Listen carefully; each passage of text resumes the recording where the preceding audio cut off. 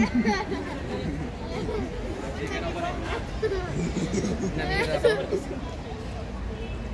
caja del árbol, pero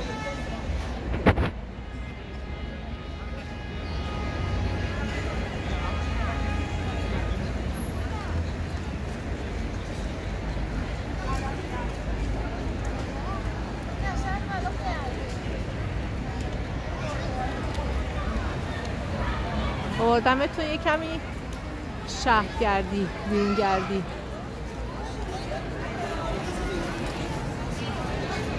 اینجا یه خرس هست، عکس میندازم براتون.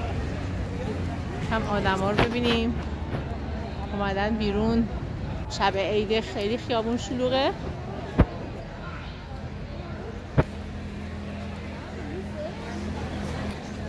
خیلی خوشگله.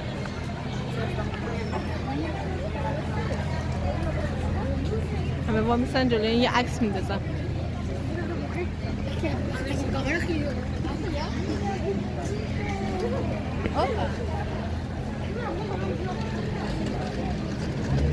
به این صورت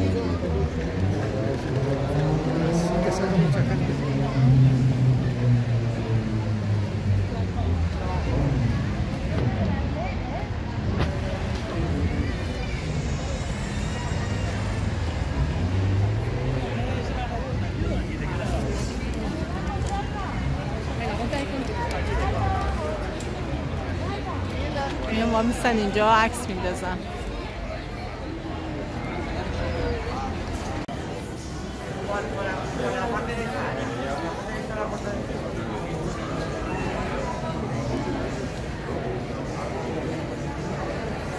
کم بیرونگردی داشته باشیم. اینجا الکورته انگلیس، قسمت پوشاک و کیف و کفش و عطر و عینک و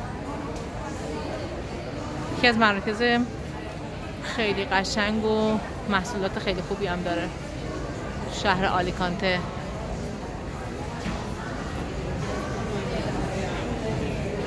عینک‌های آفتابی شد. تزیینات شب عید، همه برای خریدای عید اومدن و خیلی شلوغه. امیدوارم که سال خیلی خوبی داشته باشیم همگی. آوردمتون یه جایی که واقعا لذت ببریم. میتونیم ببینین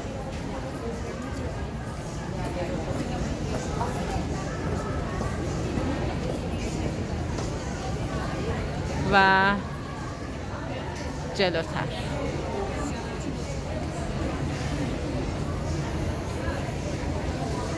کلاه‌های با مزه‌ای داره. کیفای کلاه و کیف و همه اینا کیفه. جایی که خانم‌ها خیلی دوست دارن. و بعد لباسای زمستونی، شال و کلاه و ببینید چقدر قشنگ سقفش و زمینش.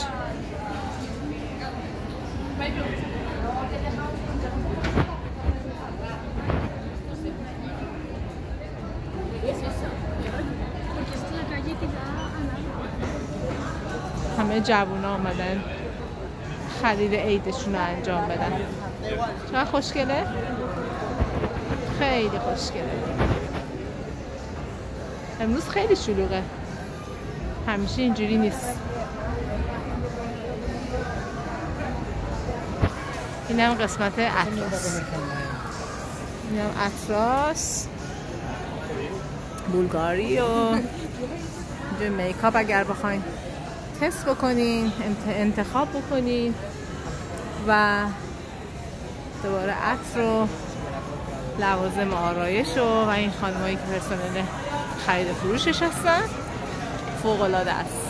یه چرخ میزنیم و میریم بیرون.